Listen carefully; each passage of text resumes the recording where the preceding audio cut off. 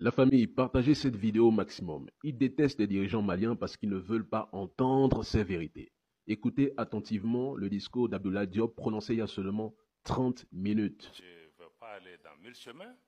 Nous-mêmes, au Mali, après le coup d'État, on a été approché par un pays dont je vais taire le nom ici, mais si on insiste, je peux le dire aussi, je n'ai pas peur, pour nous dire, écoutez, de combien de mois de transition vous avez besoin pour qu'on dise à la CEDEAO de vous foutre la paix? Avez-vous suivi? Selon vous, c'est qui? Non, continuons, c'est très intéressant. Contre une orientation qu'on nous voulait, qu'on n'a pas voulu prise, qu'on n'a pas voulu prendre, jusqu'à présent, on est en train de payer le prix. L'Afrique a délégué sa responsabilité aux Nations Unies, qui a des limites institutionnelles pour nous aider. Et on n'est pas venu. Comment vous pensez que les populations maliennes, 10 ans, ont été tuées, massacrées par dizaines, par centaines, par milliers? On ne voit personne. Et subitement, il y a un chef d'État qui est entre les mains des gens, on trouve les moyens. La vie humaine, c'est quoi? Ça aussi, on peut se poser ce type de questions, quelle que soit l'importance d'un chef d'État. Est-ce que ces populations qui ont été tuées méritaient d'être tuées ou leur vie humaine ne vaut rien? Et ça, on voit ça aujourd'hui encore. La vie humaine en Ukraine n'est pas la vie humaine au Sahel. Là encore, je vais mettre en cause nos amis de l'Union européenne, tes anciens amis, où quand on se battait, on a négocié, vous et moi, avec d'autres de vos collègues pendant des années au Sahel. Il y avait la mission européenne de formation, il y avait ECAP, il y avait des militaires européens. On dit, aidez-nous. Ils étaient en train de former nos gens, ils investissent des centaines de millions d'euros. Voilà, ce que nous voulons, c'est train and equip, former et équiper les gens. Mais les militaires maliens qui étaient engagés dans les formations européennes devaient amener leurs propres munitions. Et on nous a toujours dit que l'Union européenne ne donne pas d'armes létales. Et ce qu'on donne en Ukraine, ce n'est pas des armes létales? Est-ce que la vie d'un Ukrainien vaut mieux que la vie d'un Sahélien? Deux poids, deux mesures. Subitement, il y a la guerre en Ukraine, subitement, les armes létales sont autorisées. Et les Sahéliens qui sont morts par milliers, qui a ça sur la conscience de ne pas avoir fait ce qui est nécessaire, et de venir aujourd'hui accuser le Mali de dire oui, mais vous travaillez avec la Russie, vous ne travaillez pas avec moi, etc. Vous me tournez le dos.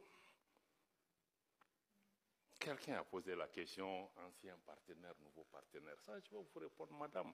Parce que les gens ont l'habitude d'utiliser ça, oui, pourquoi laisser un ancien maître pour un nouveau? Mais ça, je crois qu'il faut même sortir de la décolonisation mentale, parce que la Russie n'a colonisé aucun pays. Il ne faut pas comparer des choses qui ne sont pas comparables. On parle d'anciennes puissances coloniales qui ont des habitudes qui ne sont pas parties. Maintenant, nous cherchons la sécurité pour notre pays. On va là où on trouve, puisque les Européens vous dites que vous ne donnez pas d'armes létales. Le Mali, c'est qu'on a avec la Russie. Ce n'est pas des prêts, ce n'est pas des dons, on achète. Ils nous vendent. On est parti avec les Européens, avec les Américains, on dit qu'on achète, ils disent qu'ils ne vendent pas. Mais vous voulez que je lutte contre Al-Qaïda, l'État islamique, avec des bâtons? Et subitement, en Ukraine, vous vous êtes rendu compte qu'il leur faut des armes pour se battre. Donc je pense que quand on fait ce genre de comparaison aussi, il faut qu'on se dise, non, nous on n'est pas dans ça. Avec chaque partenaire, on cherche ceux qui peuvent résoudre pour le moment donné. Si c'est la Russie qui peut m'aider sur le plan militaire, je ferai. Si demain, c'est les Américains qui font mon affaire sur le plan économique, je ferai.